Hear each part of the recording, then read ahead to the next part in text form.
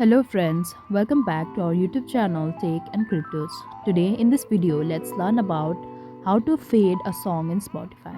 So let's get started. At first, let's get into Spotify app. So here it is. And we need to click on this setting icon in the top right corner. Now we need to scroll down and here we can see crossfade in playback. When it's turned off, the song simply completes and next song begins. But when we turn this on and add some fade in it, that both the song connect and we can listen a fade in a song. So this is it. And you can also turn on this gap list so that there is no gap between the songs. So this is it. By doing this, we can fade a song in playlist in Spotify.